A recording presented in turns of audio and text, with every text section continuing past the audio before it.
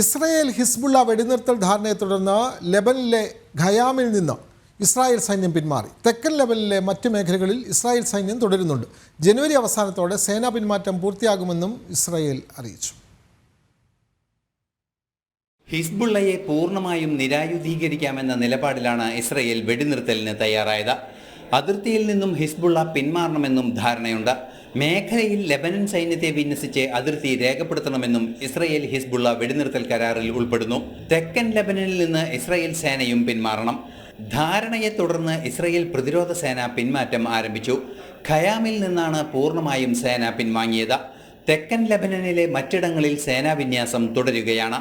ഖയാമിൽ വ്യവസ്ഥാപിത Lebanon സൈന്യത്തെ വിന്യസിച്ചു. നിർവീര്യമാക്കപ്പെടാത്ത ആയുധങ്ങൾ സംഭരിക്കപ്പെട്ട പ്രദേശങ്ങളിലേക്ക് പോകരുതെന്ന് ലെബനൻ ജനതയോട് ഇസ്രായേൽ സേന ആവശ്യപ്പെടുന്നുണ്ട്. പ്രദേശങ്ങളിൽ IDF നിരീക്ഷണം തുടരുന്നുമുണ്ട്. ജനുവരി അവസാനത്തോടെ മാത്രമേ പൂർണ്ണമായും തെക്കൻ ലെബനനിൽ നിന്നും സൈനിക പിന്മാറ്റം നടപ്പാകുകയുള്ളൂ എന്നും ഇസ്രായേൽ സേന അറിയിക്കുന്നു. ഇന്റർനാഷണൽ ഡെസ്ക്, ജനം.